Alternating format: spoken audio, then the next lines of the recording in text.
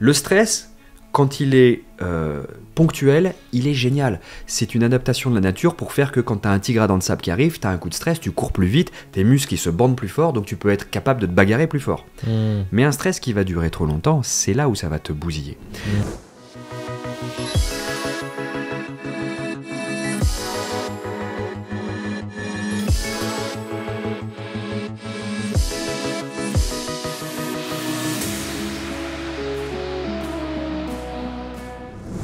Donc là, tu vas rentrer dans une phase de burn-in. C'est-à-dire que à bas bruit, tu vas commencer à avoir des petits symptômes. Tu vas commencer à avoir des symptômes musculo-squelettiques. Putain, j'ai mal au dos, j'en ai plein le dos, j'ai des migraines, mais c'est pas grave, je continue. Allez, je suis un warrior ou je suis une warrior, je prendrai un petit peu un paracétamol et ça ira mieux. Tu vas avoir des troubles cognitifs. Je sais plus où j'ai mis mes clés, j'arrive plus à me concentrer. Tu vas avoir des troubles de l'humeur, tu vas devenir cynique, tu vas envoyer péter les gens. Tu vas avoir des troubles du sommeil. Et à un moment donné, ce qui va se passer, c'est que le stress s'est tellement accumulé, et là on va te diagnostiquer ton burn-out, qu'un matin tu veux te lever, tu peux pas. C'est comme si, le phénomène c'est ça, hein, la prise se débranche. Et tu ne peux plus bouger. C'est aussi ton corps qui te protège. Hein. Bah oui. Quelque part. Il y a une sorte de logique animale. La machine est bien faite. La machine elle te dit... C'est fini.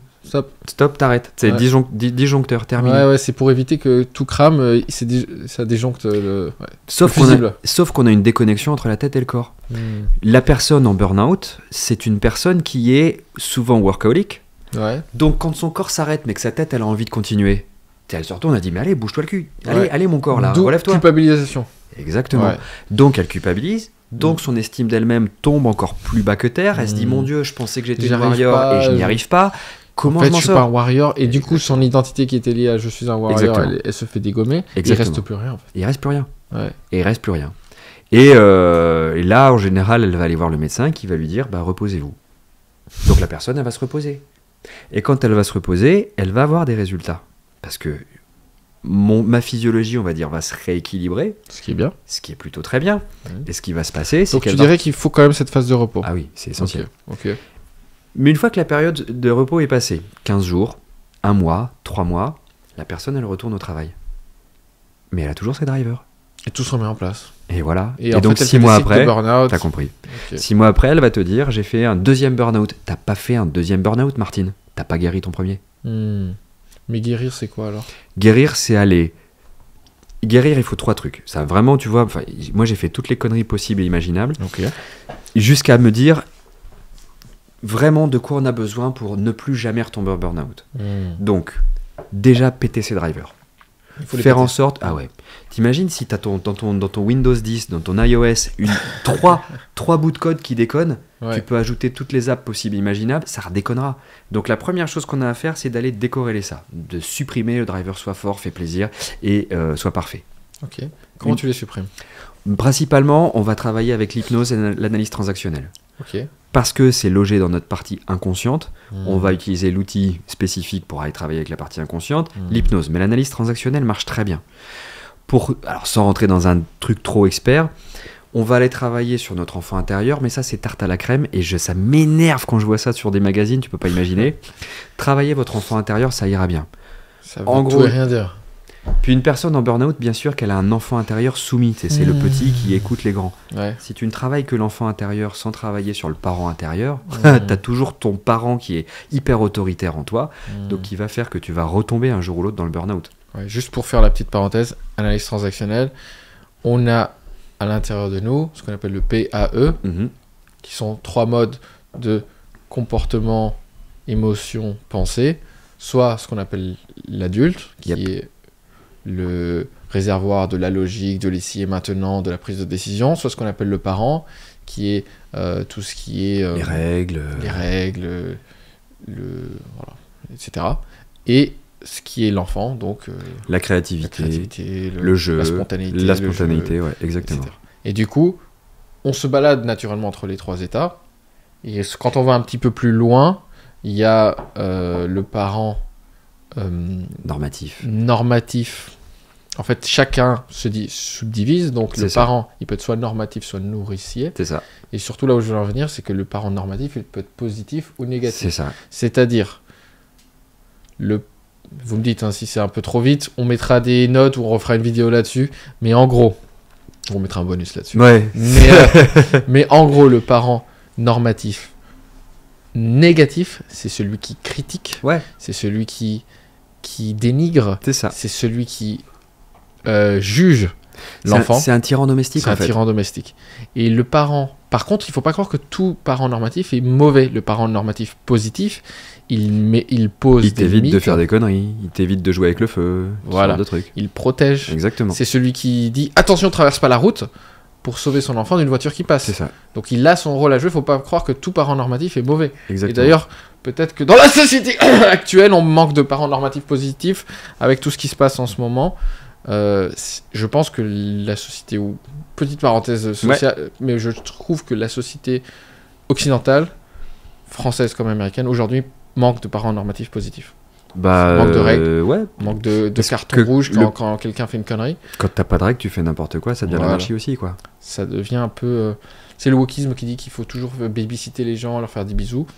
Il y a un moment- C'est l'anarchie. Ça devient Voilà. tout et n'importe quoi. Mais nous, si tu veux, on va pas utiliser avec Mais les bon, personnes, pardon. avec les personnes Ouais. qu'on accompagne, on va pas utiliser ces mots d'analyse transactionnelle. On fait pas une formation d'analyse Ouais, transactionnelle. Moi, je leur explique, vous avez un tyran à l'intérieur de vous. Ok. C'est ce parent qui te dit à chaque fois, t'es nul, t'aurais pu mieux faire, etc., etc. Hmm.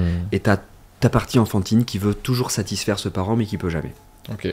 Donc, ce qu'on va faire, c'est qu'on va rendre cet enfant libre, mais on va surtout, à la place de ce tyran, mettre un parent bienveillant. Ok, t'as un 18 sur 20, génial, super, Bravo. bravo, super. Je suis Ok, fier t'es de tombé, mais non, t'as pas fait une bouse, t'as appris à tomber, génial, tu vas apprendre à te relever. Donc petit à petit, on Tu va reprogrammes ce reprogrammer. dialogue intérieur. Exactement, on va Et reprogrammer comment le dialogue tu des t'y prends personnes. Alors, tu dis t'as l'hypnose, ça, ok. Ouais. C'est quoi Qu'est-ce que tu peux nous donner d'autre comme outils que tu utilises? Ou si tu devais donner un petit biscuit aux gens qui puissent commencer à le mettre en pratique dans leur vie pour se reprogrammer. Un truc très simple, si on Ouais. commence par des ruptures de pattern. Tu vois, vraiment, ça c'est le truc le plus simple qu'on fait. Mhm. Les gens, quand ils arrivent chez moi, je leur fais compter dans la journée le nombre de fois où ils se parlent mal. Oh, je suis bête. Oh, je suis nul. Oh, je suis idiote. Oh, excusez-moi. Tu vois, tout ça, c'est des maltraitances inconscientes. Donc moi, je leur fais faire un truc qui est assez marrant. C'est une rupture de pattern. Ils ne se rendent pas compte qu'ils se maltraitent. Moi, je vais faire en sorte qu'ils se rendent compte qu'ils se maltraitent. Déjà, juste mettre de la conscience. C'est ça. Ok. Donc à chaque fois que j'ai une personne qui dit « Oh, je suis bête », moi je fais « Stop, on s'arrête ». Tu fais 10 pompes ou 10 squats. Ok. Et maintenant, tu te dis un truc bienveillant. Ok. Juste le fait de s'arrêter, marquer le coup. Et t'as des gens qui passent leur première journée, leur première semaine Tu fais à une faire que notation ça. à Non, checker. juste ça. Ok. Ah, je suis bête, ah, je suis idiote, ah, je suis machin. Le mot ne sort pas, il reste en moi et je le transforme par un truc de bienveillant. Et là, j'ai un truc à te dire. Je pense, tu connais mieux le sujet que moi, que la plupart des gens qui se disent ça vont se dire la chose suivante. Oui, mais si j'arrête de me dire que je suis idiot, je vais être moins performant. Ah ouais, non, alors moi ils se disent pas ça parce qu'ils sont Non tellement arrivés droit dans le mur qu'ils se sont rendus Ok, compte que leur ça- système fonctionne pas. Ok. Donc, Et c'est là où c'est vachement intéressant cette question parce que derrière cette question, il y a un bon coaché pour toi, c'est quoi? Un bon coaché pour moi, c'est quelqu'un qui s'est justement pris le mur. Parce que quelqu'un qui s'est justement pris le mur, il se rend compte que son modèle ne fonctionne pas. Il se rend compte que tout ce qu'il a fait jusqu'à aujourd'hui ne marche pas. Mmh. Donc il va être très coachable. D'accord. Donc toi, tu les prends déjà, ils se sont pris une tarte ou deux. Alors, moi, quand je les prends, ils ont vu le médecin, le psy, le psychologue, psychanalyste, psychothérapeute, psychopraticien, psychoénergéticien, naturopathe, ostéopathe. Ils ont vu le gourou, le marabout, et puis ils se disent merde, je vais aller chez ce gourou d'internet. Moi. Ouais. Avec ses nouvelles méthodes, etc., etc. Donc, la première chose qu'on fait, c'est qu'on va travailler justement sur ces drivers. Mais ça suffit pas, les drivers. Pour répondre à ta question, comment on se libère vraiment d'un burn-out, une fois qu'on a fini les drivers, il faut se rendre compte que le burn-out est aussi un problème de management du temps. Et donc, on va adapter le temps de travail de la personne pour aller vers l'efficience plutôt que l'efficacité. On va travailler beaucoup en loi de Pareto.